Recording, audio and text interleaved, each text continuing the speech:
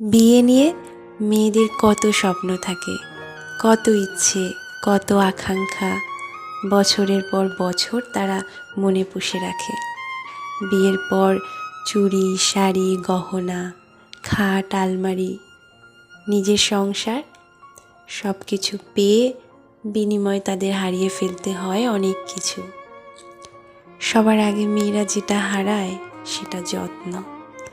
সকালবেলা ঘুম থেকে উঠতে দেরি হলে কেউ জিজ্ঞাসাও করে না, কী ব্যাপার, ঘুম থেকে উঠতে দেরি হলো, শরীর খারাপ নাকি?